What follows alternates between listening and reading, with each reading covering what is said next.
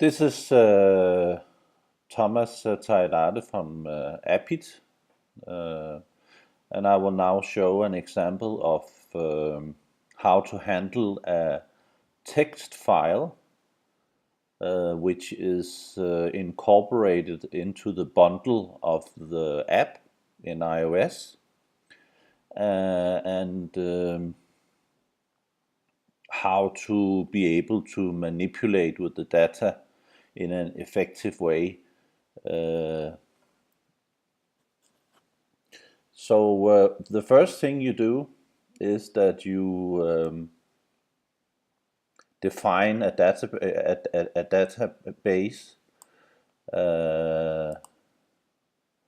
and in this case I have made a very simple table with description, GUI ID, link, and name.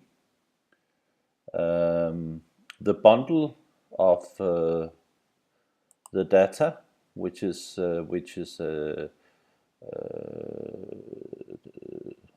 just text, you will see here, there's quite many records, and to handle that as a text file in the bundle is not very effective.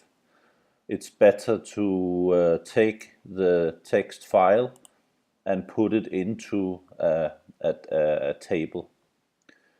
And I will show you how you do this. I have made a function which I call load diagnosis, because it's actually diagnose descriptions. And the next thing I do is that I set up my database object. I fetch the entity name called diagnosis, which is a table, and I empty it. So here you will see I empty the table, and I use remove all, and I say keep capacity false. It means that the table will be shrinked into a zero size. The reason why I do that is I don't want it to be bigger and bigger and bigger and bigger and bigger for each time that I'm loading this data. Even though I empty the table, it will be bigger and bigger. Slightly, there will be a slight overhead.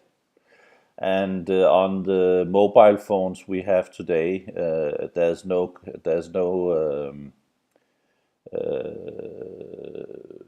you don't see any speed difference. The next thing I do is I set my path up to my file, and you do that by this one, and you have to say the name of the text file and what type it is, and in this case text. And then you define that the NS data is contains from the path which I've defined here. If it went well, I check here if file data equals data. I will load my data, and I will define each line is separated by